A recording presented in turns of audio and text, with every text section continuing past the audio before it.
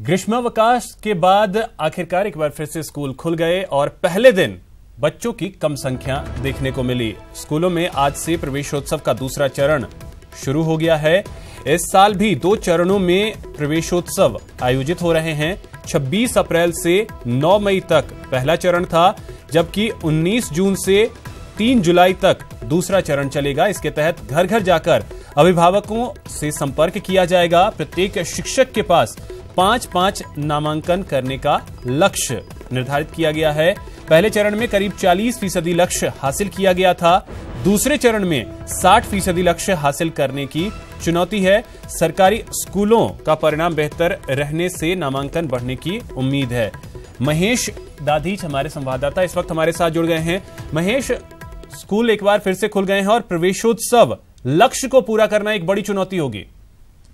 जी बिल्कुल, लंबे ग्रीष्मावकाश के बाद आज फिर से स्कूल खुल गए हैं। सभी सरकारी स्कूलों में आज फिर से रौनक लौटी है विद्यार्थियों की। हालांकि आज काफी कम बच्चे नजर आए थे, क्योंकि ग्रीष्मावकाश के जब बाद स्कूल खुलते हैं तो बच्चों की थोड़ी संख्या कम रहती है।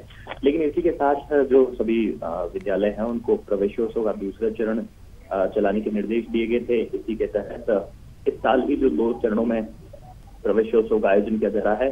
पहला जो चरण था वो 26 अप्रैल से 9 मई तक चला था, और इस बार जो है 19 जून से 3 जुलाई तक ये प्रवेशोत्सव का चरण चल रहा है, जिसमें कि आज से ही जो शिक्षक हैं उन्होंने घर घर जाकर के अभिभावकों से संपर्क करने की कोशिश कर दी है, क्योंकि जो हर एक शिक्षक है उसको बाकायदा एक टारगेट मिला हुआ है। उनको 5-5 नामांकन जो है वो बढ़ाना है। संस्था प्रधानों को भी 10-10 नामांकन बढ़ाना है। तो जिस तरह से शिक्षा विभाग ने कहा है कि पिछला जो चरण था, जो कि पहला चरण रहा है, उसमें 40% तक टारगेट उन्होंने हासिल कर लिया है। अब जो दूसरा चरण जो कि आज से शुरू हुआ है उसमें 60% तक का टारगेट हासिल करना है।